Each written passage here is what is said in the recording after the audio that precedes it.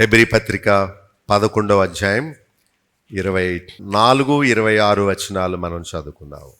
మోషే పెద్దవాడైనప్పుడు విశ్వాసమును బట్టి ఐగుప్తు ధనము కంటే క్రీస్తు విషయమైన నింద గొప్ప భాగ్యమని ఎంచుకొని అల్పకాల పాపభోగము అనుభవించుట కంటే దేవుని ప్రజలతో శ్రమ అనుభవించుట మేలని యోచించి ఫరో కుమార్తె యొక్క కుమారుడని అనిపించుకొనుటకు ఒప్పుకొనలేదు.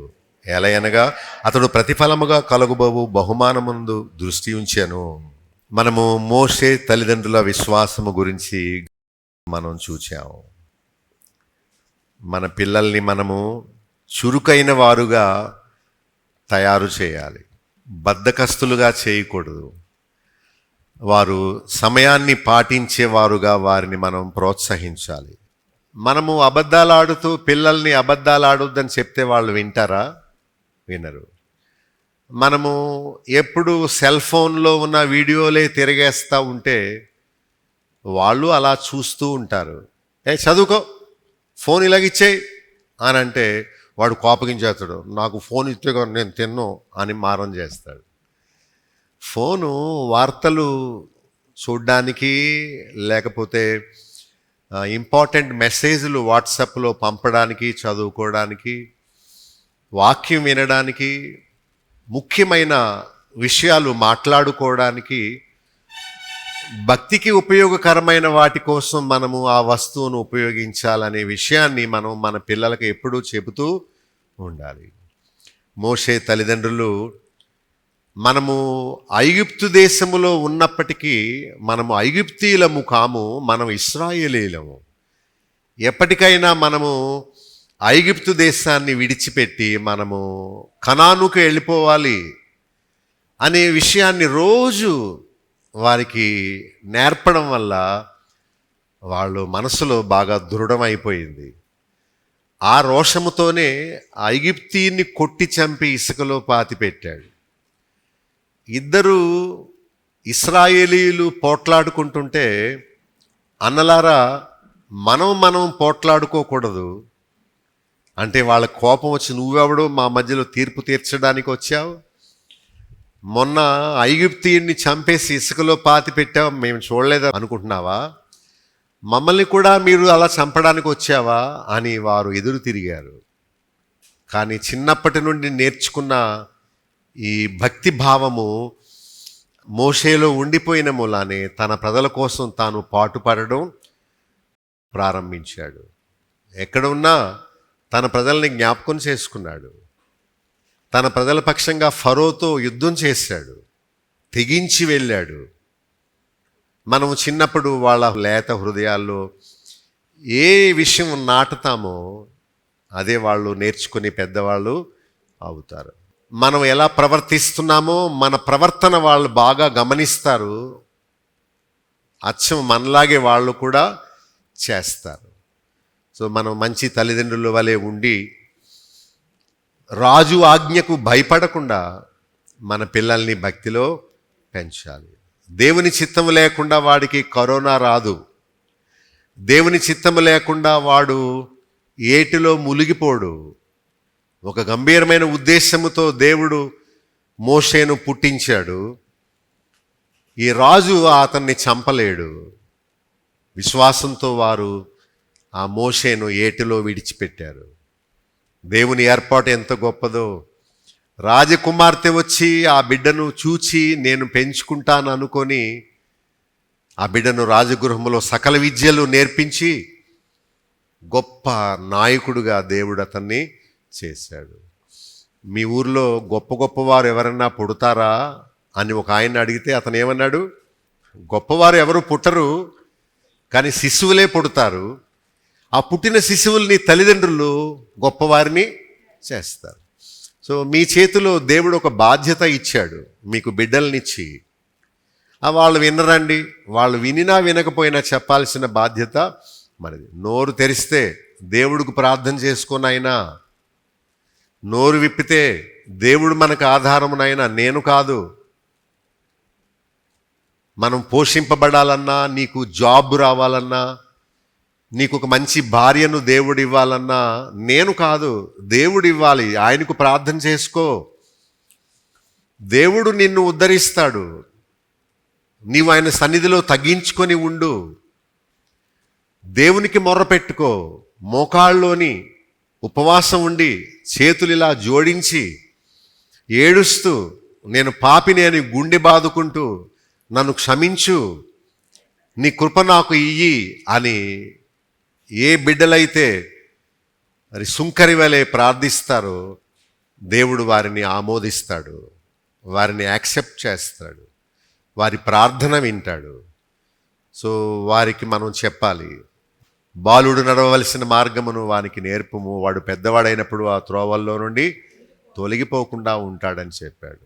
సో మోషే తల్లిదండ్రుల వల్లే మనం కూడా మంచి పేరెంట్స్గా ఉండాలి. ఏమందు 9వ వచనంలో నిర్గమాకాండం చదవండి. నిర్గమ 2:9. అది మీరు ఒకవేళ అండర్లైన్ చేసుకోకపోతే పెన్తో అండర్లైన్ చేసుకోండి. ఆ రాజుగారి కుమార్తె మోషే తల్లితో చెప్పిన 3 బంగారు మాటలు. ఈ బిడ్డను తీసుకొని పొమ్ము, నా కొరకు వానికి పాలిచ్చి పెంచుము, నేను నీకు జీతము ఇచ్చేదను. అంటే సొంత కుమారుడే మళ్ళా తల్లికి అప్పగిస్తుంది. అలాగే దేవుడు మనకిచ్చిన బిడ్డల్ని ఒక బాధ్యతగా ఇందా తీసుకో అని ఇస్తున్నాడు. మనకి పుట్టినోళ్లే, కానీ అది దేవుడిచ్చిన బాధ్యత అని మనం అనుకోవాలి. తీసుకెళ్ళు. రెండో మాట ఏంటి? నా కొరకు పాలిచ్చి పెంచు. అంటే మనము దేవుని కొరకు వాక్యం అనే పాలతో వాళ్ళను పెంచాలి. అలా చేస్తే మూడవది ఏంటి? నేను నీకు జీతము ఇచ్చేదను. మనము దేవుడు చెప్పినట్టు ఆయన భక్తిలో మన పిల్లల్ని పెంచితే దాని ప్రతిఫలాన్ని దేవుడు మనకిస్తాడు. వాళ్ళు విధేయులు అవుతారు, వారు మనల్ని బాధ పెట్టరు. సరే మమ్మీ, సరే డాడీ, మీరు ఎంత చెప్తే అలాగే అని దీనులుగా వారు తయారు. అదే ప్రతిఫలం. మన పిల్లలు మనం చెప్పినట్టు చేస్తే అంతకంటే ప్రతిఫలం ఏముంది? మన పిల్లలు సమాజంలో గౌరవప్రదమైన జీవితాన్ని జీవిస్తూ ఉంటే అంతకంటే ప్రతిఫలం ఏముంటుంది? నిటారుగా పెరిగిన ఆ టేకు చెట్టు మంచి వస్తువులు తయారు చేసుకోవడానికి, మంచి కమ్మీలు తెగి ఒక మంచం చేసుకోవడానికి, ఒక తలుపు ఫ్రేమ్ చేసుకోవడానికి ఉపయోగపడుతుంది. కానీ ఆ చెట్టు పాము వెలికిల్లాగా తిరిగింది అనుకోండి, వంకర టెంకర్లుగా, అది వస్తువులు చేసుకోవడానికి ఉపయోగపడదు, ఒక్కదానికి ఉపయోగపడదు. ఎందుకు? పొయ్యిలో పెట్టి తగలబెట్టడానికి తప్ప ఆ చెట్టు దేనికి పనికిరాదు. సో మన పిల్లలు ఆ నరకాగ్ని గుండంలో పడేవారుగా ఉండక, ఏమనుంది కీర్తన గ్రంథములో, తమ కుమార్తెలు నగరనుకై చెక్కిన మూలకంబముల వలె ఉంటారు. సరే, మీ పిల్లల్ని మీరు అలా చెక్కుతున్నారా? ఏమి నేర్పిస్తున్నారు? యథార్థమైన జీవితం నేర్పిస్తున్నారా? మోకాళ్ళలోని ప్రార్థన నేర్పిస్తున్నారా? దేవుని మందిరానికి క్రమంగా రావడం నేర్పిస్తున్నారా? చక్కని పాటలు పాడడం నేర్పిస్తున్నారా? బైబిల్ పట్టుకోవడం నేర్పిస్తున్నారా? బైబిల్ పట్టుకుంటే నామోషా? కొందరు బైబిల్ పట్టుకోరు, పెద్దేదో కాలేజీకి వెళ్ళినట్టు వచ్చేస్తారు ఇలా. కానీ బైబిల్ పట్టుకుంటే దేవుని బిడ్డలమనే ఒక గుర్తింపు. ఈ చీకటి లోకములో జ్యోతుల వల్లే మనం ప్రకాశించాలంటే జీవవాక్యమును చేతపట్టుకోవాలి. ప్రభు చెప్పాడు, నన్ను నమ్ముకున్నందుకు మీరు ఈ లోకంలో సిగ్గుపడితే నేను తండ్రి ఎదుట మీ గురించి వీళ్ళెవరో నాకు తెలీదు అంటాను. మరి అలాంటి దౌర్భాగ్యం మనకెందుకు? మనం సాక్షులుగా జీవించాలి, చిన్నప్పటి నుండి నేర్పాలి. మీరు దేవుని భక్తిలో వారిని పెంచకపోతే ఇందాక చెప్పినట్టు వంకర టింకరగా పెరిగితే ఆ మొక్క దేనికి పనికిరాదు. మొక్కై వంగనిదే మురానే వంగున అనే సామెత. సో 24, 25, 26 వచనాల్లో మోషే గురించి రాయబడి ఉంది. అతను ఐగుప్తు ధనము, పాపభోగము, ఫరో యొక్క కుమార్తె కుమారుడు అనిపించుకోవడం కంటే క్రీస్తు విషయమైన నింద, రెండవది, దేవుని ప్రజలతో శ్రమ అనుభవించడమే గొప్ప భాగ్యము, మేలు అని ఎంచుకున్నాడు. ఎంచుట, కౌంట్ చేసుకున్నాడు. ఏది గొప్ప భాగ్యము, లేదా దేనిని గొప్ప భాగ్యంగా ఎంచుకున్నాడు? ఐగుప్తు డబ్బా? రాజుగారి ఇంట్లో డబ్బుకు కొదువేంటి? ఏమని కొదువు ఉంటుంది ఎక్కడన్నా? ఓ కట్ల 500 నోట్లు ఉంటాయి రాజుగారి ఇంట్లో. బంగారు బిస్కెట్లు, పెద్ద నిధి ఉంటుంది. ఎందుకంటే ఆ దేశ సంపద అంతా రాజుదే కదా. సో తన ముందు ఒక సవాలు ఉంది.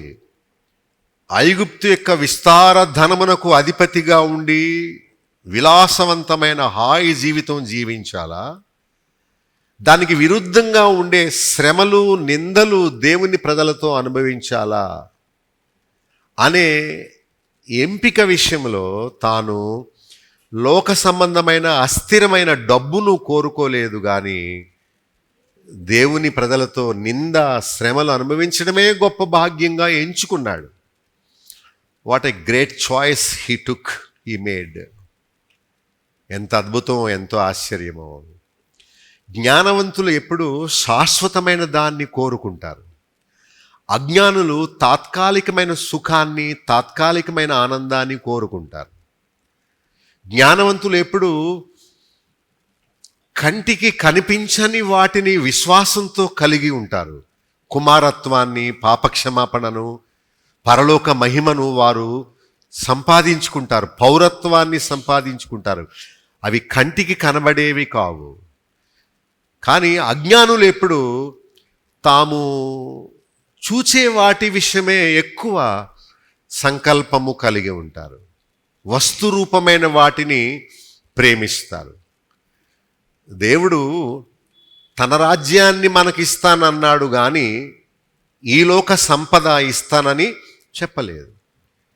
వాటిని కోరొద్దు, వాటిని వెదకొద్దు, వాటిని ఉపేక్షించండి.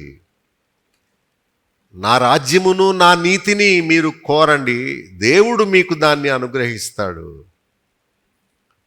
తినే తిండి గురించి, కట్టుకునే వస్త్రాల గురించి, ఉండే ఇల్లు గురించి కాదు మీ తాపత్రయం, మీ తపన, మీ జీవితం అంతా దేవుని రాజ్య పాలనలో నువ్వు ఉండేలా దానికోసం చూడు అని ప్రభు స్పష్టంగా చెప్పాడు. సో మనము మోషే వలె జ్ఞానవంతులుగా ఉండి శాశ్వతమైన మహిమరాజ్యాన్ని కోరుకోవాలి. శాశ్వతమైన మహిమ ఐశ్వర్యాన్ని కోరుకోవాలే కానీ లోక సంబంధమైంది వద్దు. మరి మేము భోంచేయొద్దా? కష్టపడి పని చేయాలి, కానీ మన యొక్క ఉద్దేశము, మన మనసంతా ఏక సంపాదనేగా ఉండకూడదు. ఇప్పుడు సంపాదిస్తాం, అప్పులు చేస్తాం, ఇల్లు కడతాం, వస్తువులు కొంటాం, వాడికి వీడికి లంచం ఇచ్చి ఉద్యోగాలు వేయించుకుంటాం, ఏదో పని చేస్తాం, కానీ మనం ఏం తీసుకెళ్ళాం కదా. మన కోసం మిగిలేది ఏముంటుంది? అరిగిపోయిన చెప్పులు, చిరిగిపోయిన బనియను, అనారోగ్యం రాగానే వరండాలు ఒక మూల పడేస్తారు. మూలుగుతుంటే మనల్ని హాస్పిటల్కి తీసుకెళ్లే ఖాళీ కూడా ఎవరికి ఉండదు. మూలుగుతూ చచ్చిపోయి మనకున్నదంతా, మన యొక్క ఆరోగ్యము, మన బలము, మన డబ్బు, మన యొక్క శక్తి, సామర్థ్యం అంతా వాళ్ళ కోసం చేసి మనం చచ్చిపోయి వెళ్ళిపోవడం, అది జ్ఞానమా? మనం కూడా తీసుకుని వెళ్ళబోయే వాటిని మన కొరకు మనం సంపాదించుకోవాలి. అదే మహిమ, అదే కుమారత్వము, అదే పరలోకములో పేరు నమోదు. ఒక పిచ్చోడు చచ్చిపోయాడు రోడ్డు ప్రక్కన. వాడి ప్రాపర్టీ ఏంటో అని పోలీసులు ఆ పాత గోని సంచి ఇలాగా దులిపారు. ఆ దానిలో ఏముంది తెలుసా? ఖాళీ ప్లాస్టిక్ డబ్బాలు, సిగరెట్ పెట్లు, తాగి పడేసినవి, తర్వాత ఆ రిపేర్ షాపులు, మెకానిక్ షాపులు దొరికిన గుడ్డ ముక్కలు. అవి ఎందుకు పనిచేస్తాయి? ఆయిల్ గుడ్డ ముక్కలు. ఈ చెత్తంతా ఇంత పెద్ద మూట కూర్చుకున్నాడు. చచ్చిపోయాడు. పోలీసులు అనుకున్నారు పిచ్చోడు కాబట్టి ఈ ఖాళీ డబ్బాలు, రేకు ముక్కలు, చెక్క ముక్కలు, గుడ్డ ముక్కలు అన్నీ తన ప్రాపర్టీగా మోసాడు ఇన్ని సంవత్సరాలు అని అది అగ్గిపోలేసి దాన్ని తగలబెట్టేశారు చెత్త అంతా. ఇంతకీ మరి నువ్వేమి సంపాదించావు? 5 ఎకరాల పొలమా? అది నీకు తీసుకెళ్ళవే. నీ తర్వాత నీ పిల్లలు వాటిని అనుభవిస్తారు. వాళ్ళు కూడా దాన్ని అమ్మేస్తారు. ఎవడు చేస్తాడు వ్యవసాయం? తక్కువ రేటుకి నేను అమ్మేస్తాను. ఏమి సంపాదించావు? బంగారమా? కొడవలతో కోసేస్తారు చెవి, అప్పుడు రక్తం రాదు కదా, నీళ్ళు వస్తాయేమో.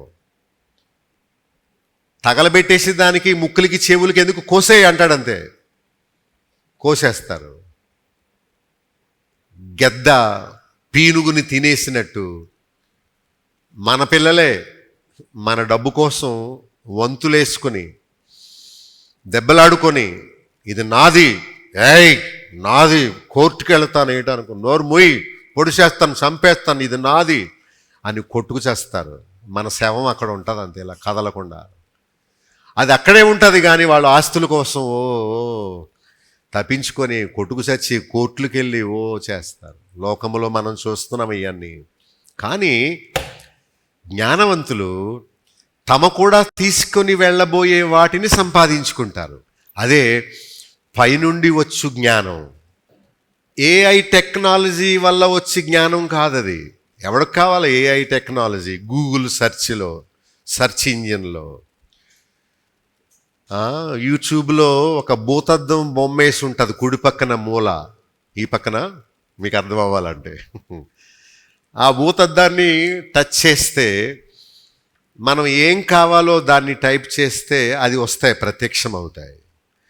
సో సెల్ ఫోన్లో, టీవీలో, ఏఐ కంప్యూటర్లో వచ్చే జ్ఞానం అంతా లోక సంబంధమైన జ్ఞానం వస్తుంది. మనం సంపాదించవలసింది లోక జ్ఞానం కాదు, పైనుండి వచ్చు జ్ఞానం. చెప్పండి మీ నోటితో, ఏం సంపాదించాలి? దేవుడిచ్చు జ్ఞానం, దేవుడిచ్చు ఐశ్వర్యం. ఈ లోక ఐశ్వర్యం కాదు, మహిమైశ్వర్యం. ఈ లోక ఆరోగ్యం కాదు, దేవుడిచ్చు ఆరోగ్యం. ఈ లోక సూర్యుడు ద్వారా మామూలు ఆరోగ్యం వస్తే, నీతి సూర్యుడైన దేవుని ద్వారా మనకి నిత్య జీవాన్ని మనం పొందగలుగుతాం. దాన్ని సంపాదించుకోవాలి. నిత్య జీవమునకు వారసుడునగుటకు నేను ఏమి చేయాలని ఒక యవనస్తుడు అడిగితే, పోయి నీ ఆస్తి అంతా అమ్మి, మోషే వదిలేసినట్టు ఇదంతా అమ్మి బీదలకు ఇచ్చి వచ్చి నన్ను వెంబడించు. ఆస్తి అమ్మేస్తే అతనికి ఇంకేం ఉండదు కదా. అమ్మేసిన ఆస్తి ఏం చేశాడు? బీదలకు పంచేశాడు. So he became empty hands. ఇంకా అతని సంచిలో కానీ పాకెట్స్లో కానీ ఏమీ లేవు, ఖాళీ అయిపోయాడు. అప్పుడే ప్రభు దగ్గరికి వస్తాడు. నీ చేతి నిండా డబ్బు, బాధ్యతలు ఉన్నప్పుడు నీవు దేవుడి దగ్గరికి రావు. ఇదంతా చెత్త, నేను తీసుకొని వెళ్ళబోయేవి కావు. నాకు దేవుడు, ఆయన వాక్యము, ఆయన జ్ఞానము, పరలోకములో సంపద, నిత్యజీవము, వాటిని నేను స్వతంత్రించుకోవాలి.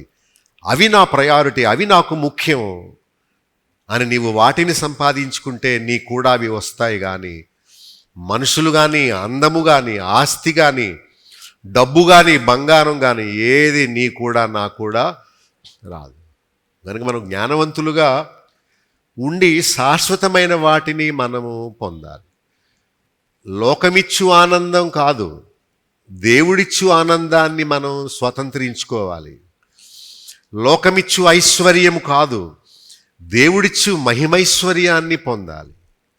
ఒకవేళ ఆత్మీయమైన స్కాన్ కిందకు నువ్వు వస్తే, నీవు సంపాదించిన ప్రాపర్టీ అంతా ఏంటి? Come on, give me answer. What is that you gained through out your life all these days?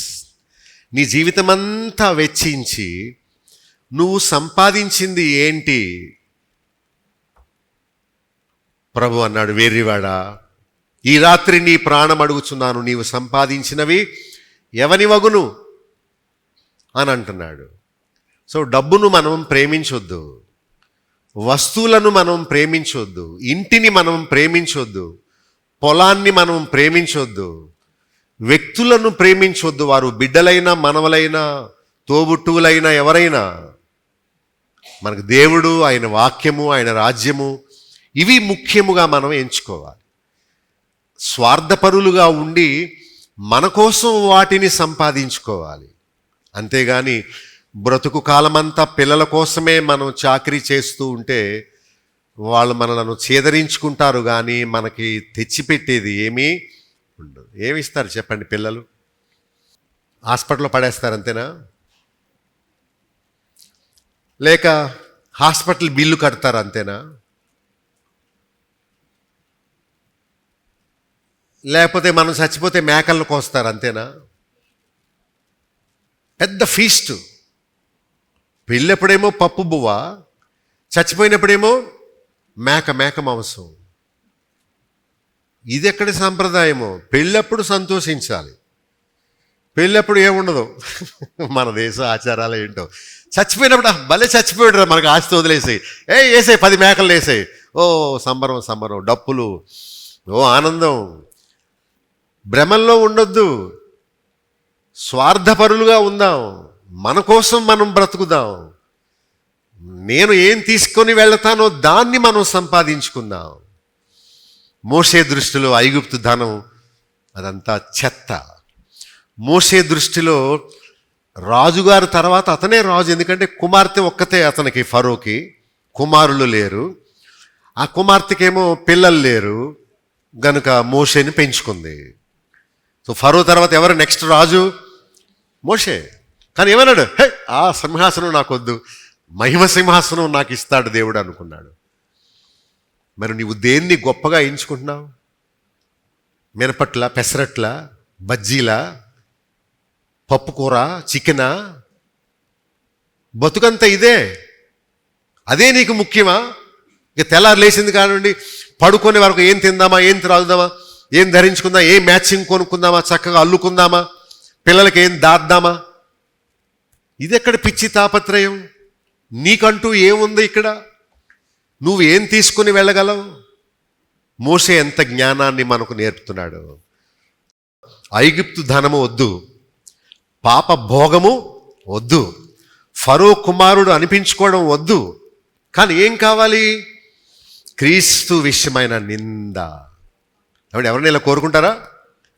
ఇప్పుడు కష్టపడితేనే రేపు నీవు సంతోషంగా ఉంటావు. ఇప్పుడు నీవు సంతోషించావనుకో రేపు ఏడవలసి వస్తుంది. జీవితాన్ని నువ్వు సరదాగా తీసుకుంటే రేపు అగ్నిగుండములో యాతన బాధపడాల్సి వస్తుంది. అగ్ని ఆరదు, పురుగు చావదు. దేవుని ప్రజలతో శ్రమ అనుభవించుట మేలు. మోషే విశ్వాసం ఎంత గొప్పది. ఈ సింహాసనం నాకొద్దు, ఇక ఐగుప్తు డబ్బు నాకొద్దు, నాకు దేవుని ప్రజలే కావాలి, సహవాసమే కావాలి, పాటలు, వాక్యం, నింద. ఎంత చేదరింపబడ్డాడో మోషే. అది విశ్వాసం. గనుకనే ఆయన కొండమెంచి దిగొస్తున్నప్పుడు ఆయన ముఖం సూర్యుని వలె ప్రకాశించింది, వెలుగ్గా ఉంది. దేవుని సన్నిధిలోంచి బయటకు వచ్చినప్పుడు మోషే, అందరూ ఆశ్చర్యపోయారు. అమ్మో, మోషే ఎలా మెరిసిపోతున్నాడో చూడు అని ఆశ్చర్యపోయారు. దేవుని ఆమోదం. మోషే నా ఇల్లంతటిలో మిక్కిలి నమ్మకమైన వాడనే సాక్ష్యాన్ని పొందాడు. దేవుని ప్రజలను నడిపించే గొప్ప నాయకుడయ్యాడు.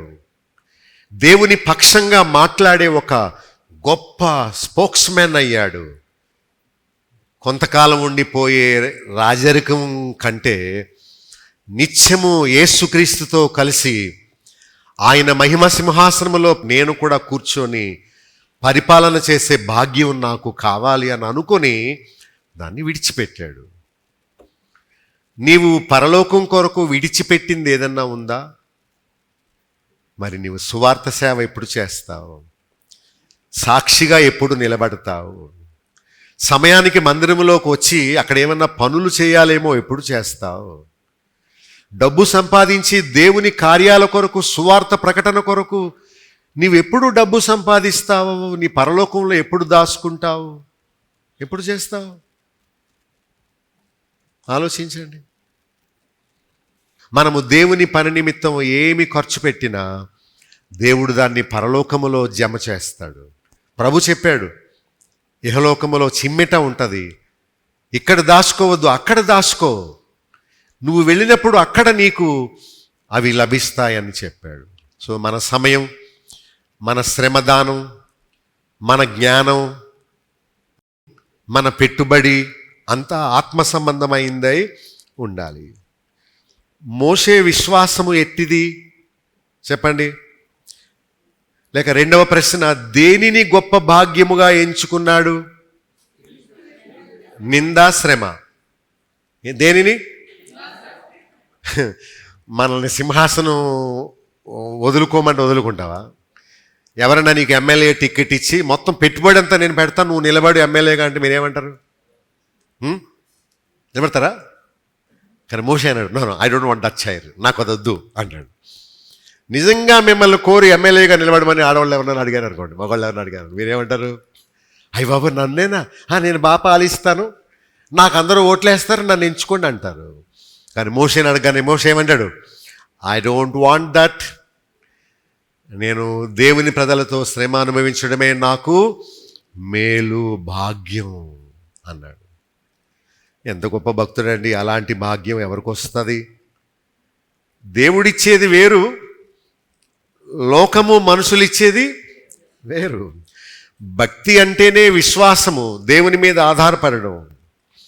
ఇది దేవుని విధానం. లోకములో ఉన్నదాన్ని కోరుకోవద్దు, నేనిచ్చేదాన్ని ఆశించు.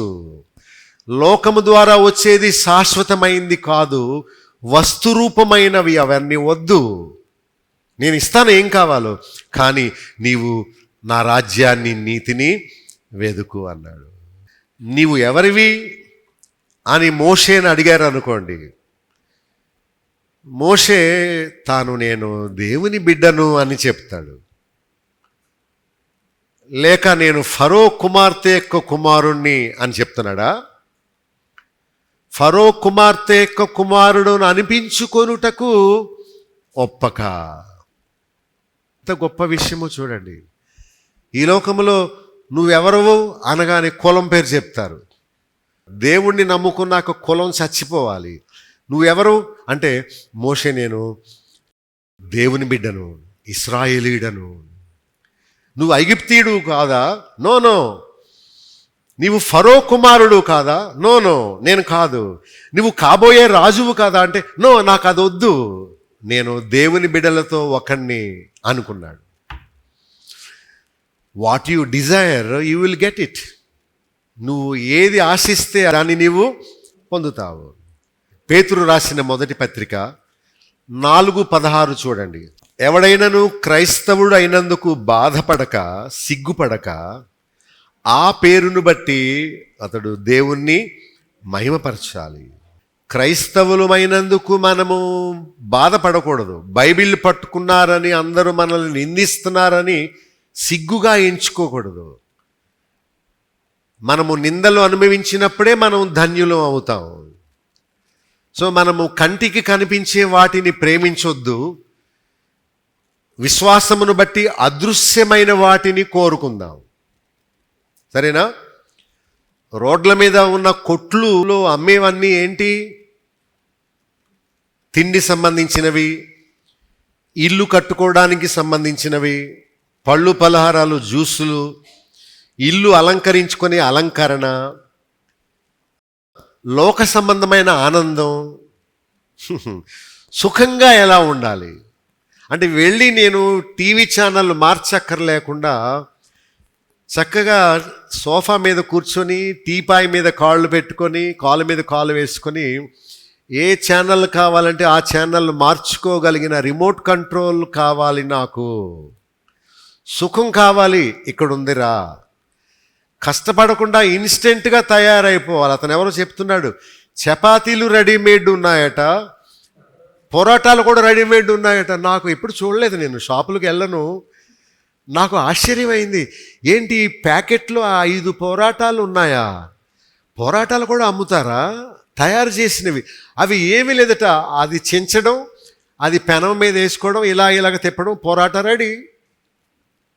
నువ్వు పిండి కొనుక్కో అక్కర్లేదు, దాన్ని రుబ్బక్కర్లేదు, దాన్ని నీవు ఏమేం చేస్తారు, నానబెట్టక్కర్లేదు. ఇన్స్టెంట్గా అప్పటికప్పుడు అయిపోవాలి. కొట్లన్నీ అయ్యే కదా, వాళ్ళు ఎవరు ప్యాకెట్లు అమ్ముతున్నారు. వాళ్ళు ఇడ్లీ పిండి కూడా వాళ్ళు తయారు చేసుకోవడానికి కష్టమేనట. ఏముంది, ఇలాగెళ్ళి 20 రూపాయలు పెట్టి 20 రూపాయలు 30 రూపాయలు అంతా ఉంటుంది, అది అక్కడ అమ్ముతారు. తీసుకురావడం, ఇడ్లీ వేసుకోవడం, ఒట్లు వేసుకోవడం, అయిపోయాయి, అవి తినేయడం అయిపోయింది. జనానికి బాగా హాయి అలవాటు అయిపోయింది. కష్టపడకూడదు, చెమట కారకూడదు, కరెంటు పోకూడదు, నడవకూడదు, అప్పటికప్పుడు వచ్చేయాలన్నీ, అభినందన కావాలి. కానీ మోషే అలాంటివి కోరుకున్నాడా? మిమ్మల్ని ఒకటి అడుగుతాను, మీరు బాగా తినేసి ఏ పని చేయకుండా తండ్రి నాయన స్తోత్రం తండ్రి అని ఇక్కడ పాముకొని తడి బట్టలకి బేవ్ అని తేనిపేయించి అలాగే పడుకోండి రోజు. ఒక నెల రోజు అలా చేసి నాకు కనబడండి. మీ శరీరంలో ఉన్న నరాల్లో కొవ్వు వెళ్ళిపోయి బీసుకుపోయి చచ్చిపోతారు. తక్కువ తినడం, ఎక్కువ పని చేయడం మన శరీరానికి ఎంతో ఎంతో మంచిది. సుఖం కోరుకోవద్దు, శ్రమలు కోరుకో అని చెప్తున్నాడు. మనము నిబంధన జనులుగా ప్రత్యేకంగా జీవించాలి. మోషే చాలా ప్రత్యేకమైన వ్యక్తి, ప్రజలతో కలిసిపోలేదు, రాజు ఆజ్ఞకు భయపడలేదు. నేను ఇశ్రాయేలీయుణ్ణి, నా ప్రజల్ని విడిపించాలి, నేను అదే నా పని, నేను అందుకోసమే వచ్చాను, అందుకోసమే పుట్టాను నేను అని ప్రాణం తెగించి ఫరోతో పోట్లాడి తన ప్రజలను ఐగుప్తులోంచి బయటకు విడిపించాడు. పూర్వకాలంలో ఎంతోమంది మిషనరీస్ అమెరికా, ఇంగ్లాండ్ దేశము నుండి మన దేశానికి వచ్చి తమ స్వదేశాన్ని, కుటుంబాన్ని, ఉద్యోగాల్ని, డబ్బును, వాహనాల్ని వదిలేసి చైనా వంటి దేశాల్లో, రష్యా వంటి దేశాల్లో, దేవుడు లేని ప్రాంతాల్లో, ఇండియా వంటి దేశాల విగ్రహారాధన దేశాల్లో వారు ఎన్నో సంవత్సరాలు సేవ చేసి చేసి చేసి మలేరియా దోమ కుట్టడం వల్ల చచ్చిపోయి ఇక్కడే సమాధి చేయబడ్డారు 100 మంది మిషనరీస్. వాళ్ళు మోషే వంటి విశ్వాసం కలవారు గనుక ఆ రాజు ఇల్లు వదిలేశారు, ఆ పరుపు మంచం వదిలేశారు, ఆ విలాసవంతమైన జీవితాన్ని వదిలేశారు, దేవుని సేవకు బయలుదేరిపోయారు. బతుకుడ క్రీస్తే, చావైతే మేలు, లాభం అని సువార్త ప్రకటనలో వారి జీవితం అంతా వెచ్చించారు.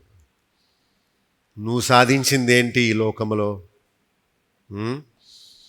ఆ మిషనరీస్ చేసిన త్యాగంలో 1% అయినా నీవు చేయగలుగుతున్నావా? సమయానికి మందిరానికే రాలేని నీవు జీవితాన్ని సమర్పణ చేస్తావా? విడ్డూరంగా ఉంటుంది ఎవరన్నా వింటే. నీవు నిజంగా నీ ఇంట్లో మోకాళ్ళలోని ఏడుస్తూ పశ్చాత్తాపంతో ప్రార్థన చేసి ఎన్ని సంవత్సరాలు అయింది మంచం దిగి కటిక నేల మీద మోకాళ్ళలోని ప్రార్థన చేసి? ఒక రోజంతా భోజనం, నీళ్లు, కాఫీ, టీ మానేసి పశ్చాత్తాపంతో గుండె కొట్టుకుంటూ ఉపవాసంతో ఏడ్చి ప్రార్థన చేసి ఎన్ని సంవత్సరాలు అయింది నీ జీవితంలో? దేవుడు నీకు ఆరోగ్యం ఎందుకు ఇస్తాడు? నిత్య జీవాన్ని ఎందుకు ఇవ్వాలి? నీ పిల్లల్ని ప్రయోజకులుగా ఎందుకు చేయాలి? ఏది నీవు చిన్న సమర్పణ చేయలేనప్పుడు నీవు దేవుని ఆశీర్వాదాలని, మహిమరాజ్యాన్ని ఎలా నీవు వస్తుందని అనుకోగలవు? మన ప్రక్క రాష్ట్రం నార్త్ ఇండియాలో అసలు సువార్త లేదు. మనకి ఒక వీధిలో 4 చర్చిలు కనిపిస్తాయి. మన ఆంధ్రాలో మనం టీవీ ఆన్ చేస్తే 10-15 క్రిస్టియన్ డివోషనల్ ఛానల్స్ 24 గంటలు వాక్యం వినొచ్చు. కానీ రాజస్థాన్లో లేదు, బీహార్లో లేదు, నేపాల్లో లేదు. అక్కడ సంఘాలు లేవు, సువార్త చెప్పేవాళ్ళు లేరు. మోషే అంటున్నాడు, ఐ విల్ గో దేర్, నేను వెళ్తాను అంటున్నాడు. మన ఇండియాలోని ఒక దీపం ఉన్నది, ఆ ద్వీపములోకి ఎవరిని రానివ్వట్లేదు వాళ్ళు. జాన్ అనే ఒక అతను అమెరికా నుండి, అయ్యో వాళ్ళందరూ మనలాంటి మనుషులే, వాళ్ళకు నాగరికత తెలీదు, నేను వెళ్ళి వారికి దేవుణ్ణి పరిచయం చేస్తాను అని చెప్పి ఒక బోట్లో కొబ్బరి బొండాలు వేసే, వాళ్ళ కొబ్బరి బొండాలు ఇష్టం అట, వాళ్ళకి కొబ్బరికాయలు ఇష్టం. ఇలా ఇసురుతున్నాడట. ఆ ఒడ్డుకెళ్ళి వాళ్ళు కొబ్బరికాయలన్నీ తీసుకొని దాచుకుంటున్నారు. ఓహో, కొబ్బరికాయలు తీసుకున్నారు కదా, నన్ను కూడా వాళ్ళు అనుమతిస్తారేమో అని తాను ఆ సముద్రంలో నుండి గట్టు దిగి వాళ్ళ దగ్గరికి వెళ్తున్నాడు. ఇలా అంటున్నాడు, దేవుడు ప్రేమ ప్రేమ, ఇగో వస్తువులు, ఇగో ఏం కావాలి, కాయలు, ఇగో బట్టలు, ఇదిగోండి అని ఇలా ఇస్తుంటే వాళ్ళందరూ బాణాలు తెచ్చి పట పట పటమని వేసేసి అతన్ని చంపేశారు. ఇవన్నీ బాణాలు దిగిపోయినాయి. యవనస్తుడైన జాన్ ఆ కాంటినెంట్కి వెళ్ళి చచ్చిపోయాడు. దేవా, వీరిని రక్షించు, నేను చచ్చిపోతున్నాను, నా స్థానంలో ఇంకొకరిని అక్కడికి పంపి నీ ప్రేమను వారికి తెలియపరచు. ఇగో చాలామంది, 100 మంది నువ్వంటే ఎవరో తెలియక చచ్చిపోతున్నారు, ప్రభు అంటే ఎవరో తెలియక చనిపోతున్నారు. యవనస్తుడు తన జీవితాన్ని ఇచ్చాడు. మీకు కాస్త చెమట పడితేనే అబ్బబ్బబ్బా అంటావు, కాస్త నడువు లాగితేనే ఎప్పుడు వదిలేస్తారా వెళ్ళిపోదామని అనుకుంటా ఉంటావు.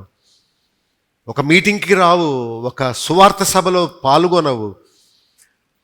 స్వార్థం, నేను, నా కుటుంబము, నా మంచం, నా ఆరోగ్యం, నా మందులు, ఇదేనా? ఇక మోసే వలె 1% కూడా మనం సమర్పణ చేసుకోలేమా?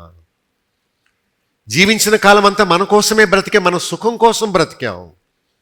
మరి దేవుడు మనల్ని అడిగినప్పుడు, ఇదంతా నీ కోసం చేశాను సిలువలో, నీ కోసం, I have given my life to you on the cross of Calvary, what have you done for me?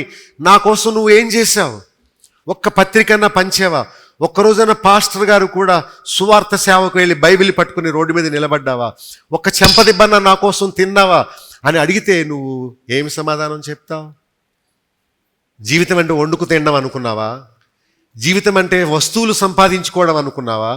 జీవితం అంటే చక్కగా భోంచేసి ఆవలించి అమ్మయ్య అనుకున్నావా? నో. అయోగ్యుడైన నీకు నాకు దేవుడు ఎన్నో మేళ్లు చేశాడు, ఎన్నెన్నో.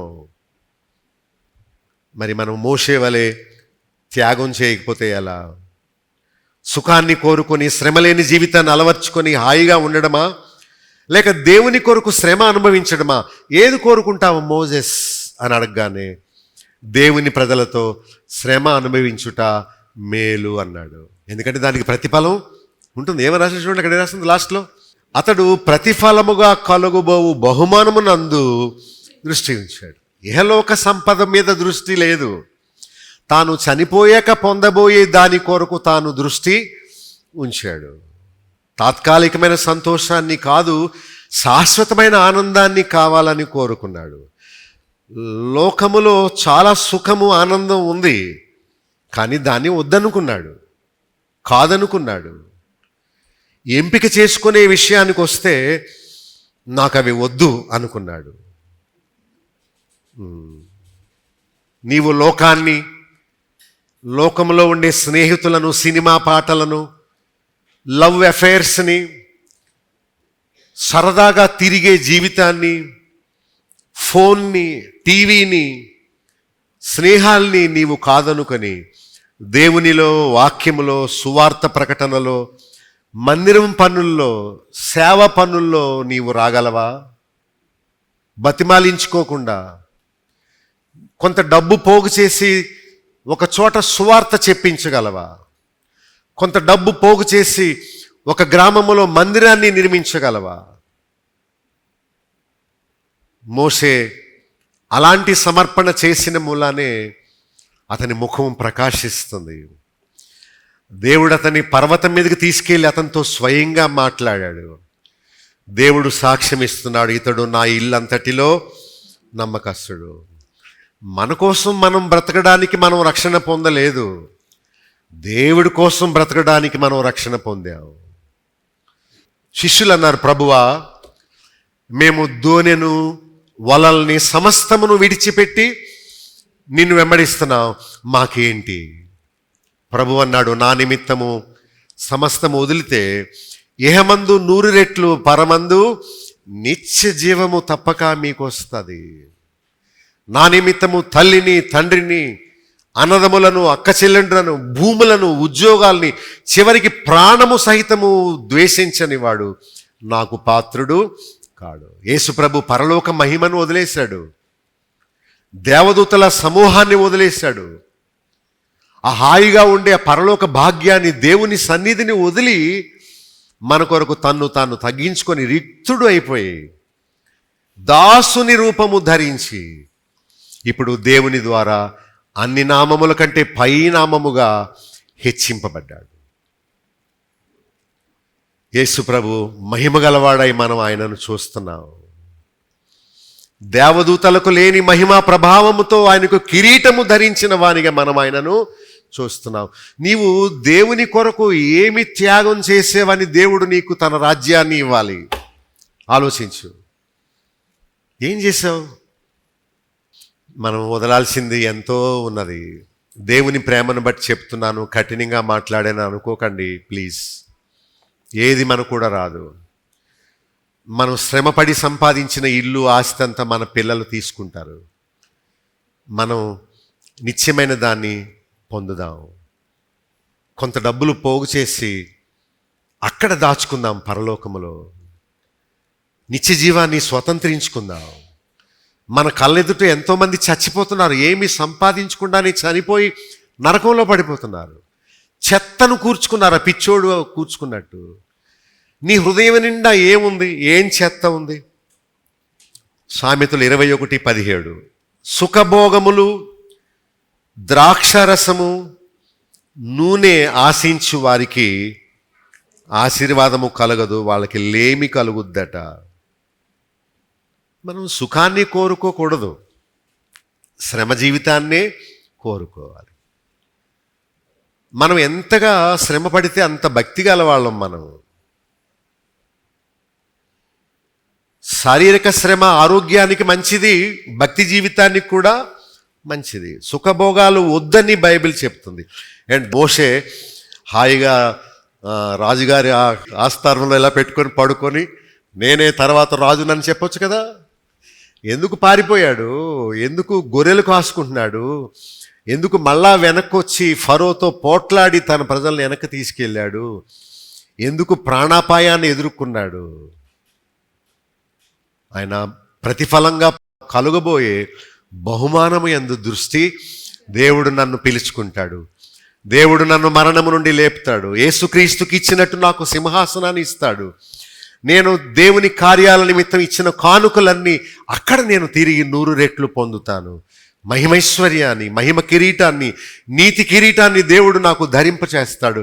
ఆహా, ఆ రాజ్యం ఎంత గొప్పది అని ఇక్కడ ఉండి దాని కొరకు మనం పెట్టుబడి పెట్టాలి. అది జ్ఞానం. అంతేగాని ఇహలోక ఆనందముతో మనం మునిగిపోకూడదు. రోమా 14:17 దేవుని రాజ్యము అంటే భోజనము పానము కాదు, ఆరోగ్యం కాదు, డబ్బు సంపాదించడం కాదు, నీతి, సమాధానము, పరిశుద్ధాత్మ యందలి ఆనందమనై ఉన్నది. దేవుని యందలి ఆనందం. దేనిలో? మీకు తెలుసా రుచి? దేవుని వాక్యము వినడంలో కలిగే జ్ఞానం ఎంత గొప్పదో. Did you taste and see that lord is good? దేవుని ప్రేమ, దేవుని సన్నిధి ఎంత గొప్పదో, సహవాసంలో ఉండే బలం ఎంత గొప్పదో, సంఘంగా కూడి చేసే ప్రార్థన ఎంత శక్తివంతమైనదో, ఎంతటి ప్రతిఫలాన్ని ఇస్తుందో. నువ్వు రావు, వెళ్ళాలంటావా మందిరానికి? అక్కడ ఎక్కువ మంది రావట్లేదు, నువ్వు కూడా అలా అనుకుంటే ఇంకెవరు రారు. కాస్త నడవడానికి కష్టం, కాస్త టైము పాటించడానికి కష్టం, కాస్త నిలబడడానికి కష్టమైతే మరి నీవు ఏం శ్రమ పడినట్టు? మోషే దేవుని ప్రజలతో శ్రమ అనుభవించుట మేలు అనుకున్నాడు. రోమా 8:18 మన ఎడల ప్రత్యక్షము కాబోవు దేవుని మహిమ ఎదుట ఇప్పటి కాలపు శ్రమలు ఎన్నతగినవి కావు అని ఎంచుకోవాలట. శ్రమలు పడాలి. ఆయన మహిమతో పోల్చుకుంటే ఈ శ్రమలు పెద్ద కష్టమైనవి కావు. మరి నీ నిర్ణయాలు ఎలా ఉంటాయి? నీ కోరికలు ఏంటి? స్వార్థంగా ఉన్నారా లేక సమర్పణతో ఉన్నారా? మోషే రాజగృహమును ఐగుప్తు ధనాన్ని విడిచిపెట్టినట్లు నీవు కూడా వదలాల్సినది ఎంతో ఉంది. లోక తాపత్రయాన్ని వదిలేయాలి, తిండి మీద ప్రాపకము వదిలేయాలి, హాయిగా రెస్ట్ తీసుకుందామనే ఉద్దేశాన్ని వదిలేయాలి. ఇంకా వచ్చుచున్నవాడు తొందరగా వస్తున్నాడు. ఇక ఉన్న కాలము కొంచెమే. దేవుడు మనకిచ్చినది. యుద్ధాలు జరుగుతున్నాయి, భూకంపాలు జరుగుతున్నాయి, ప్రమాదాలు జరుగుతున్నాయి. ఇక మిగిలిన కొద్ది కాలమైన శేషములోనైనా మనము మోషే వంటి సమర్పణ చేద్దాం. నన్ను వెంబడించేవారు తమ్ము తాము ఉపేక్షించుకొని నన్ను వెంబడించాలి, సిలువనెత్తుకొని నన్ను వెంబడించాలని ప్రభు చెప్పాడు. ఒక దాసుడు ఇద్దరు యజమానులను ఎప్పుడూ సేవించలేడు. ఒక్క యజమాన్ని సేవించగలడు, అయితే లోకాన్ని కానీ లేక దేవుణ్ణి కానీ. మోషే ఉన్నతమైన స్థితి నుండి ప్రభు కొరకు హీన స్థితికి వచ్చేసాడు. వద్దనుకున్నాడు రాజగృహం. సో మనం కూడా కొంత త్యాగం చేద్దాం, ప్రతిఫలం తప్పక దేవుడు ఇస్తాడు. నేను ముష్టి యుద్ధంలో ప్రొఫెషనల్గా ఉండాలనుకున్నాను. అంటే బాక్సింగ్ ఇలా అంటారే, చేతులు గ్లౌజులు తొడుక్కొని. సో నేను హెవీ వెయిట్ బాక్సింగ్ ఛాంపియన్. ఇలా అంటే కండలు ఇలాగ తెలిసి వచ్చే, ఇలాగంటే ఇలా దిగేది, ఇక్కడ ఇలాగ ఫోటోలు ఉన్నాయి నా దగ్గర. నేను అసలు ఇండియాలో ఉండకూడదు అనుకున్నాను. అమెరికా వంటి గొప్ప దేశాలకు వెళ్ళి బాక్సింగ్ ముష్టి యుద్ధంలో హెవీ వెయిట్ బాక్సింగ్ ఛాంపియన్ అయిపోవాలని అనుకొని కలలు కనేవాడిని. దేవుడు మీకోసం తెచ్చి నన్ను ఈ పల్లెటూరులో పడేశాడు. ఎంత భాగ్యమో! I rejoice with you. ఇది గొప్ప భాగ్యంగా ఎంచుకుంటున్నాను. లాగా ముష్టి యుద్ధం చేసి ఏవో మెడల్స్ సంపాదించి చచ్చిపోయి నరకంలో పడడం కంటే దేవుని ప్రజలైన మీతో సత్యం గురించి మాట్లాడుకుంటూ సమర్పణ నేను కలిగి ఉండి అదే సమర్పణ మీకు నేర్పుతూ నాతో పాటు కొందరిని పరలోక రాజ్యం చేర్చాలనే ఆశ నాకు, ఇంకేం కాదు. ఎందుకంటే నాకు తెలుసు ఏమి పట్టుకెళ్ళం. నాకు తెలుసు ఈ అందం, ఈ యవనం, ఈ చర్మం వడిలిపోయి ఒకరోజు చనిపోతామని తెలుసు. నాకు తెలుసు ఉండేది ఇక పోయే కాలమే కానీ వచ్చే కాలం కాదు. మనందరికీ తెలుసు. కానీ జ్ఞానవంతులుగా మోషే వలె మనము సమర్పణ చేద్దాం. చివరిగా ఒక వాక్యం చెప్పుకొని ముగిద్దాం. మత్తయి సువార్త 19:27. పేతురు ఏమన్నాడు? ప్రభువా, మేము సమస్తము విడిచిపెట్టి నిన్ను వెంబడించాము, మాకేమి దొరకును? 29లో ఇహమందు 100 రెట్లు, పరమందు నిత్యజీవం. ఇంకా చదువుకుంటూ కిందకెళ్తే ఆయన రాజ్యం కొరకు నీవేమి త్యాగం చేయగలవో ఆలోచించుకో. మోషే వలె నీవు ఇహలోక సౌఖ్యాన్ని, సుఖాన్ని, వస్తురూపమైన వాటిని, సంపాదనను కాదనుకోగలిగితే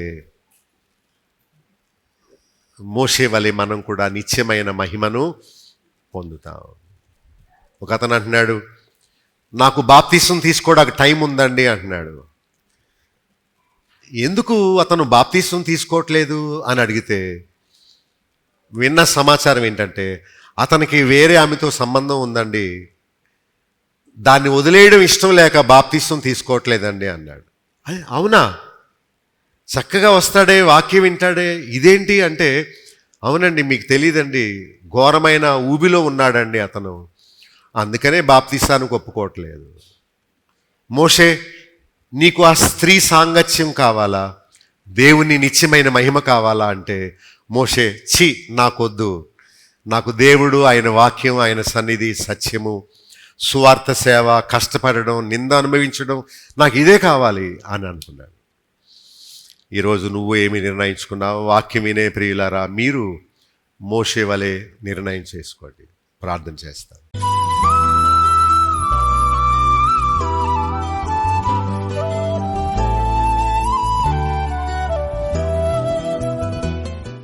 పరమందున్న మా తండ్రి,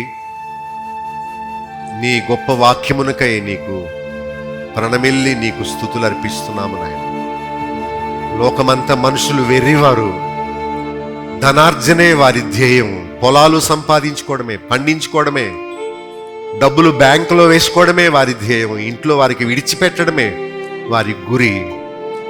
అయితే నాన్న, మేము మోసే వలె లోక సంబంధమైన సౌఖ్యాన్ని కాదనుకొని, శరీర సుఖాన్ని కాదనుకొని, వస్తువుల మీద ప్రేమను వదులుకొని, తిండి మీద ప్రాపకం వదులుకొని, ఉపవాసాలుంటూ మా శరీరాన్ని మేము నలగొట్టుకుంటూ నీ రాజ్యము కొరకు, నీ పరలోక మహిమ కొరకు, నిత్య జీవము కొరకు సమస్తాన్ని వదులుకొని మమ్మల్ని మేము ఉపేక్షించుకొని సిలువెత్తుకుని నీ కుమారుడైన యేసుక్రీస్తును వెంబడించే త్యాగం మాకు ఇవ్వండి.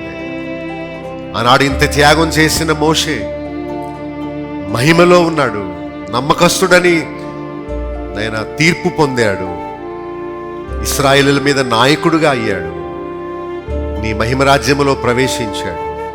అలాంటి కృప మాకు ఇవ్వండి నాయన.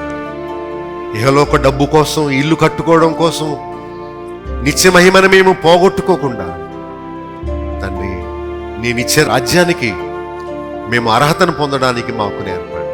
ఏమేమి విడిచిపెట్టాలో ఇప్పుడే విడిచిపెట్టే మనస్సు, సమర్పణ మాలో ఇవ్వండి నాయన. నిందైనా పర్వాలేదు, శ్రమ అయినా పర్వాలేదు నాయన, ఉపవాసాలైనా పర్వాలేదు, నీ రాజ్యం కోసం, నీ పరలోక మహిమ కోసం ఎలాంటి త్యాగమైనా చేయడానికి మమ్మల్ని మీరు సిద్ధపరచవలసిందని యేసు నామములో ప్రార్థించి వేడుకుంటున్నాము తండ్రి.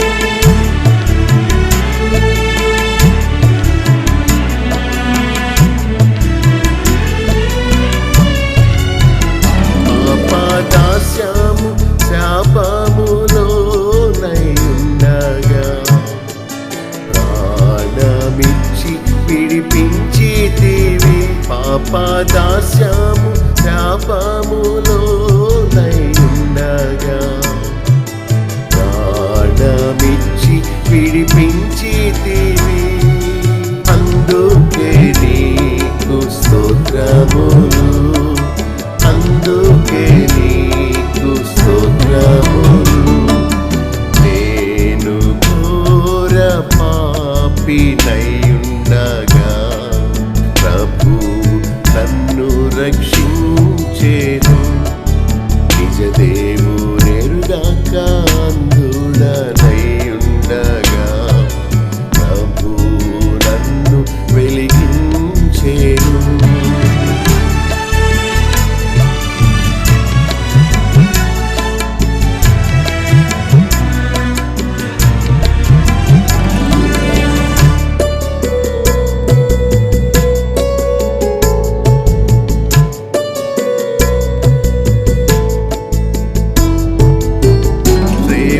దుఃఖము రోగములెన్నో వచ్చినా ప్రేమతో ఆదరించితివి.